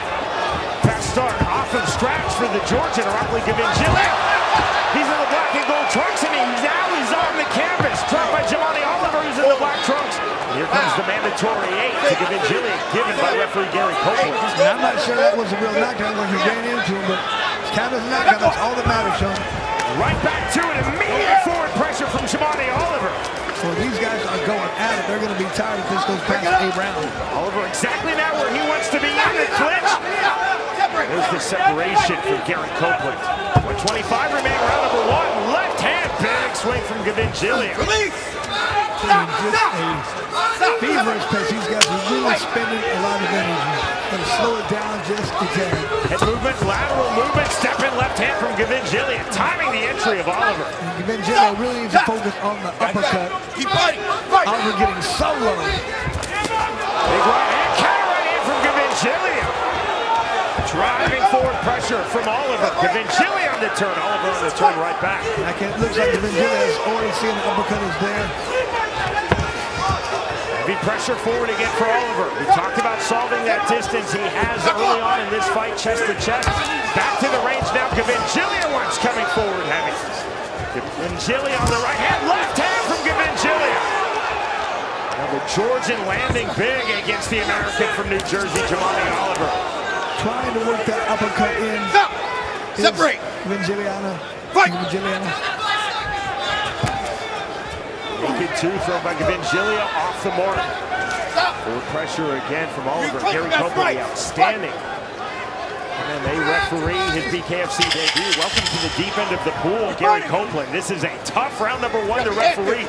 Both fighters going hard on the inside. Down goes Jamani Oliver. That was the push. Ruled as a knockdown by Gary Copeland. Again, you cannot be saved by the bell in any round under the unified rules. There's the mandatory 8. The assessment from Gary Copeland. That ends round number 1 at 1 knockdown apiece. And Gavin-Gillia, I think he's pretty lucky. That was considered a knockdown. Mike Perry, his arrival. BKFC's reigning king of violence, looking to successfully defend his strap tonight in our main event. Scan the QR code on your screen now and order our DAZN pay-per-view. Our main event at 175 pounds. Mike Perry, 5-0 in BKFC, will face Jeremy Stephens, who enters fully intent on improving his bare-knuckle fighting championship record to 4-0 and taking the King of Violence crown. Jam-packed here in Prudential Center, Newark, New Jersey, just across the Hudson River from Manhattan. BKFC 82, our New Jersey debut. Round number 2 upcoming. We're in the lightweight division. Rockly Gavin-Gillia, Jamani Oliver.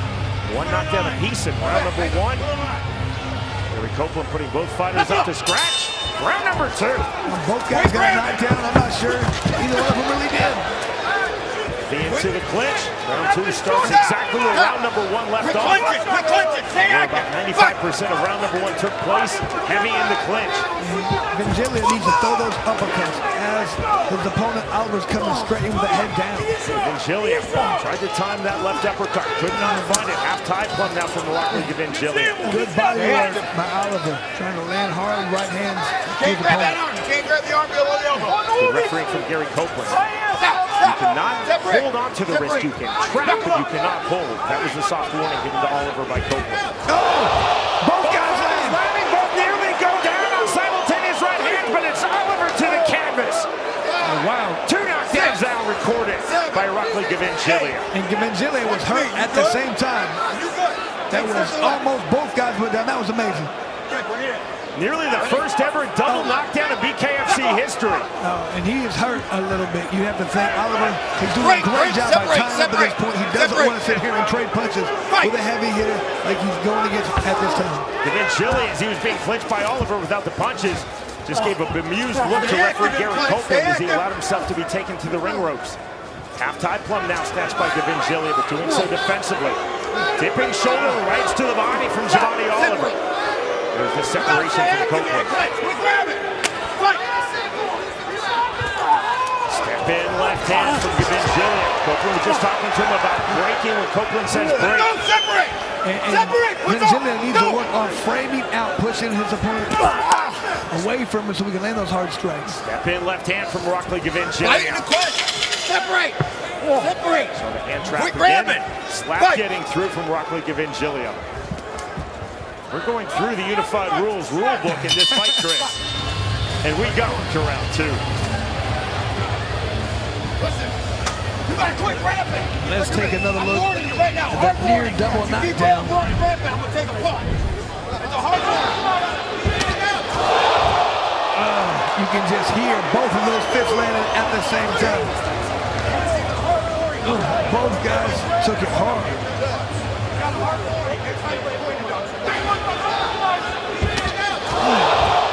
Chris, if the right hand of Rockly Gavinchilio touches, that is a double knockdown. You can't see, did it? Oh, there it did. That could be considered a double knockdown. Should have been. The only knockdown ruled by Gary Copeland against Jamani Oliver. Hard to see everything happen at the same time. He looks at one guy going down, the other guy's going forward, but man, that was tough. What was I saying about the deep end of the pool? Hold on, what's he saying? Hold on. He might be acknowledging what you said, I'm not sure. He said it was a double knockdown. His hands were down too on that other one. All right? I think. Yeah, right here. He might have said that, so hard to tell. Put on the line. Gary Copeland was going to the 3 judges from New Jersey. Now starting round number 3. Open hand, you close that hand. The shorter right hand to start round number 3. Let go. Let go. Jamani Oliver trying to get out of the clinch. He couldn't find it. Heavy pressure now from Rockly Gavinchilio on the turn from the outside club. Right to the body from Oliver. Oliver coming forward on the right hand again into the clinch. Oliver just a smothering style, very difficult to deal with. Wears you down, it's tiring, it's a good strategy to wear people down. 90 seconds remaining, round number 3. And into the clinch. And look at that percentage for Gavinchilio. 78 accuracy, phenomenal. Hard warning now given to Gavinchilio by Gary Copeland, telling him to quit wrestling.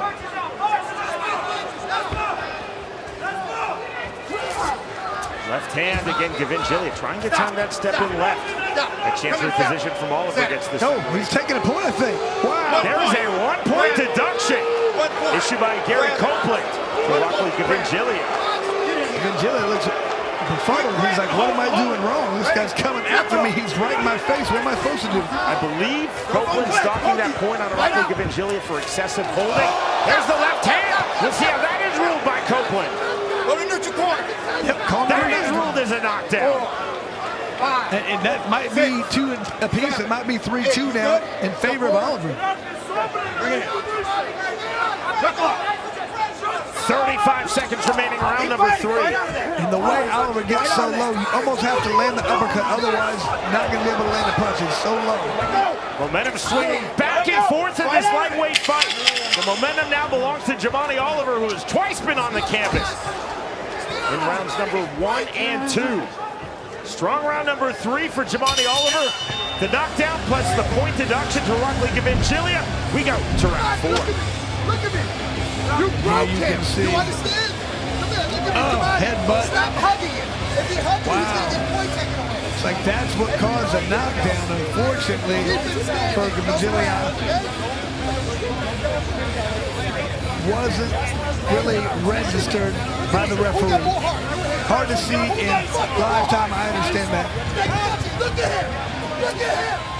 Pat Carroll, you will see him coming up in the heavyweight division.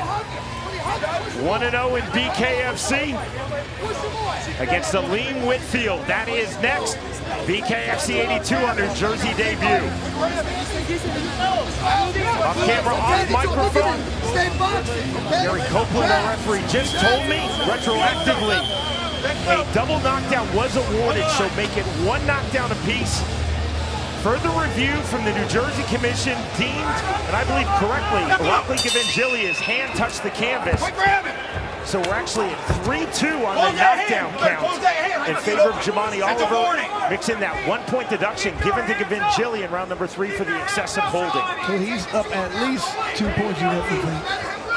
So with a slight delay, we have had our first ever double knockdown in BKFC. Round number 4, there's the right hand, the left hand, big left hand! And that's ruled a slip by Gary Copeland. But still, very hard punches. Juliana. To the canvas, go directly to Julian. That's ruled a slip.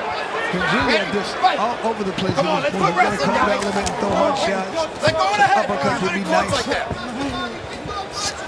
Oliver, just a difficult thing to solve here. He's making it very difficult to hit. Chris, whether you're Mike Beltran, whether you're Blake Price, Gary Copeland, if you're a high-level MMA referee, things go crazy in your BKFC refereeing debut. I don't know what it is.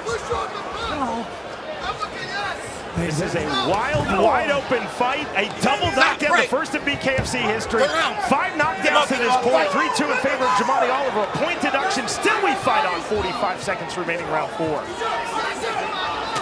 Step in right hand, left hand.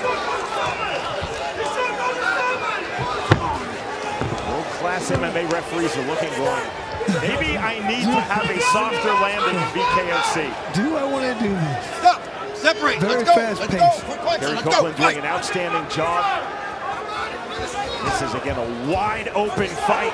The pace really starting to slow. Both guys trying to throw in so many hard punches. That grappling inside is so tiring. Final 10 seconds, the clock acknowledged by Gary Copeland. In the half-tie plump from Rockly Gavingilia, rights to the body from Jamani Oliver. The separation, we move to the 5th and final round. I mean, Sean, both these first 2 fights, people are coming out throwing bombs the entire time, and they're still going. Nobody wants to get knocked out. It's crazy. Come here. Come here. Can you give me everything you got? Look at me. We're doing this back. Look at me.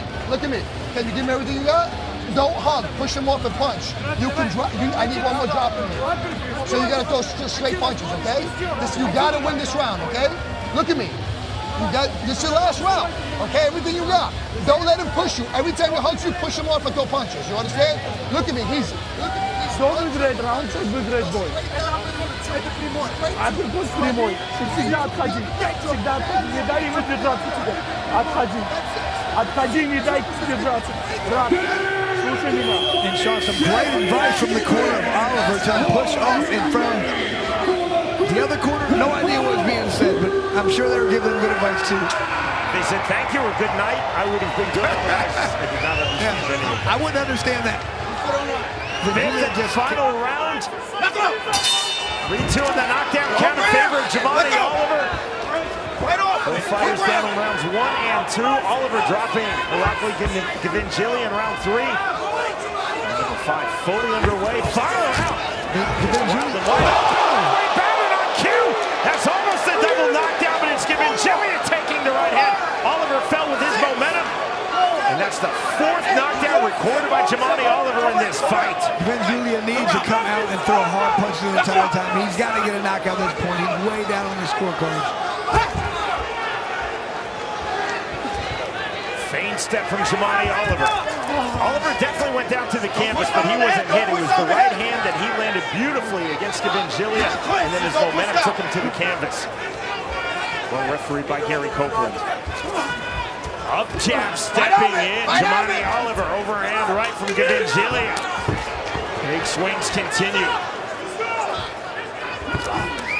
Almost a leaping jab from Jamani Oliver, then the 2 to follow. Oliver just showing an extremely difficult style to deal with. He's in and out, comes straight forward pressure, throwing bombs. He's hard to deal with. Talk about the leaping Patterson hook. This is the leaping Jamani Oliver jab, but it's extremely effective. Yeah, you have to time that perfectly, and if you don't time it perfectly, you're going to hit with a very stiff jab. Separation from Copeland. Oliver looking up at the time. Let's make this fight be over. He's thinking, I'm up. Oliver the shuffle step backwards. 20 seconds remaining in this fight. And Julian needs to do something. He's down big. He's got to come forward with some power shots. Feint step from Oliver. Gavingilia looking for one more effective sequence. Trying to find it now from the half-time plump. On the turn, the bell. That is the end of this fight. 5 knockdowns in this contest. Everybody continuing to get up. Unreal. Was there 6? Am I wrong? 6? You're right, Sean. There was 6. Beautiful right hand landed.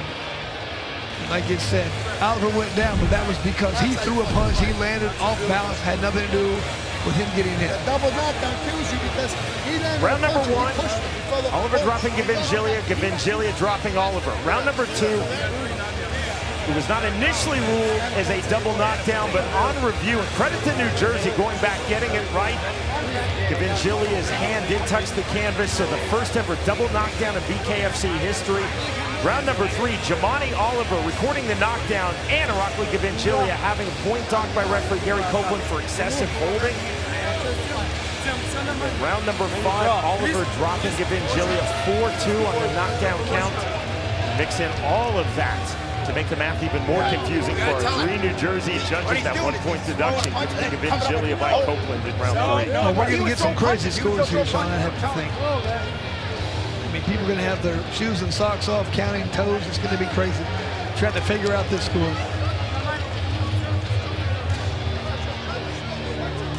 You think it's pretty straightforward and easy. It never seems to be the case.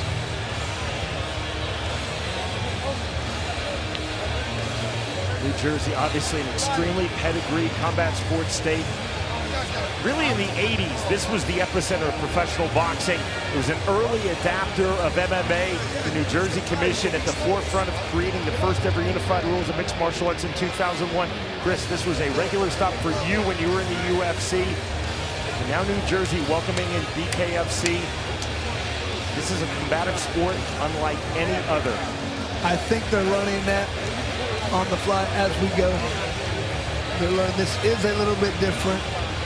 However, I think the referees have done a great job so far. Excellent job from Gary Copeland in a really difficult fight. Add to that, this is Copeland, who is one of the elite MMA referees in the United States and indeed worldwide. Copeland's BKFC debut.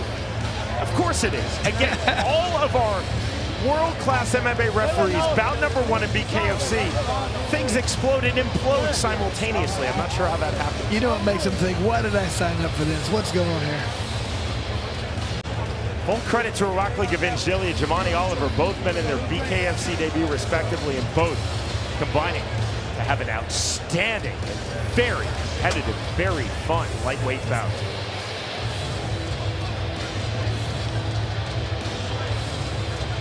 Bring it in, guys. Face this way. Here we go with Jeff Houston. Ladies and gentlemen, after completing the scheduled 5 rounds, here are the score totals from our judges at ringside. Lynn Carter, 48-45. Henry Krawick, 48-44. And Steve Weisfeld, 47-45. To the winner, by unanimous decision, Jamani Oliver! What a debut for Oliver. Showed a very difficult style to deal with. Came in throwing hard punches. Got 4 knockdowns. Great performance. Not without adversity for Jamani Oliver in his BKFC debut. Twice pulling himself off of the canvas. 4 times knocking down Irakli Gavingelia. Credit to the fighter from the Republic of Georgia, now based in Brooklyn, pulling himself off of the canvas 4 times. 6 knockdowns in total. The winner, by way of unanimous decision, Jamani Oliver defeats Irakli Gavingelia. All the way live from Satellite 5, pure chaos today. It's another crazy jam-packed show. You never know what you're going to get here. Going viral across the internet. I wanted to try it at least once. So when they slap that, it makes it extra red kind of thing? With all the different things we got going on, we're going all over the world. And I'll beat the out of him. I think it'd be 500. Fade the flag. We're here to break news, and I'll break necks if I have to.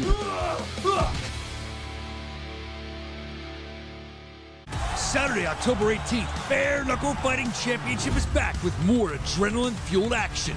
In the main event, undefeated phenom Bryce Henry toes the line with the gritty Jake Lindsay, pure chaos in motion. In the co-main event, Cameron Van Camp's unrelenting pressure meets a warrior who never turns down a fight, Derek Finley. Plus, many more smash-mouth bare knuckle battles. Don't miss a second of the action.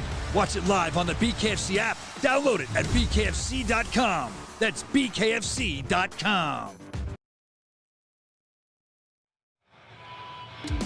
And here we go, folks. That is going to be one heck of a fight night. October 18th, this, your top 4 fights, brought to you by Blackout Coffee Company. On top of it, you gotta love Bryce Henry, Roderick Stewart. Bryce Henry has come back with a vengeance. And then, look at that co-main. Cameron Van Camp, Derek Finley, both guys are very game. Nate Maness in the house, Sean Schultz, a lot of big names. That is happening on the 18th as we make our debut in the state of Indiana. That is just a stone's throw from the city of Chicago. So it is going to be an environment there at the Horseshoe, and you'll be able to watch that on the BKFC app. Whoa, let's go backstage as we got one of our fighters, Phil Caracappa, standing by with the Killer Bee, Taylor Starling. Phil Caracappa, we're just moments away from you getting into the squared circle. Is dapping everybody up. Moments away from stepping into the squared circle for the second time. Do you feel less pressure this time around? Nah, I mean, there's more pressure. You know, bigger stage, one of the biggest cards in BKFC history, but you know what they say, pressure makes diamonds, and that's exactly what I am. We got a large crowd out there ready to cheer you on. Give a message to the fans out here in Jersey. Get ready for a show. I'm coming out there, you know, win, lose, or draw. I'm going to put on the biggest show of a lifetime. Blood, sweat, tears, everything's coming out tonight, so be ready. We're looking forward to it. Thank you. Thank you so much, Taylor. My goodness, that's Caracappa. He looks like he had been on The Sopranos. I thought I had a good eyebrow. That dude has a good eyebrow. He's going to be on here in just a little while after the top of the hour. You got to get this show, folks. That's right. King of Violence, Queen of Violence. It's all happening tonight live on the global home for boxing, DAZN. Yes, indeed. Later on this month, we are going to be across the pond in Europe, back in Italy, this time in Rome. Chris Camozzi and Alessio Sakara on the 25th. That is going to be on the BKFC app. You don't want to miss it. And take a look. Yes, part of our double main event. Scan the QR code because Christine Ferea makes her way into the Prudential Center, ready to become Queen of Violence. She has dominated her entire career since BKFC 3, and now she's looking to do it again. Another huge accomplishment, the Queen of Violence. Wow. It ain't gonna be easy though, because take a look at those eyes, look at the face of our featherweight champion, Jessica Black Widow Borga, the holder of the first official knockout in BKFC women's history. Borga versus Ferea. Are you kidding me? Scan the QR code right now. Do not miss this. It's live on DAZN pay-per-view. We want you to be a part of history. We're in the Prudential Center. We're in the Rock. Top of the hour. It all goes down. BKFC 82. Be there. All the way live from Satellite 5, pure chaos today. It's another crazy jam-packed show. You never know what you're going to get here. Going viral across the internet. I wanted to try it at least once. So when they slap that, it makes it extra red kind of thing? With all the different things we got going on, we're going all over the world. Yeah, man, I'll beat the out of him. I think it'd be 500. Fade the flag. We're here to break news, and I'll break necks if I have to.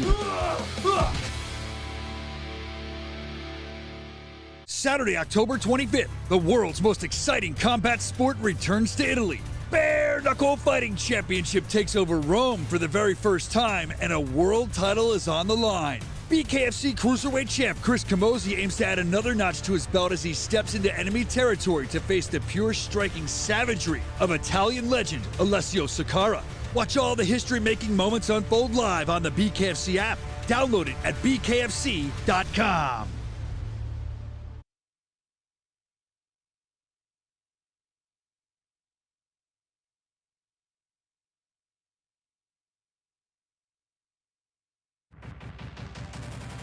Tonight, for the first time ever, Bare-Knuckle Fighting Championship lands in the Garden State, Newark, New Jersey, a city built on blood, sweat, and toughness.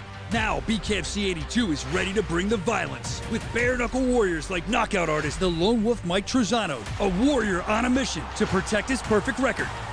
Phil Hitman Caracappa, a battle-tested vet, steps in with the pressure of the hometown crowd and the fire to make a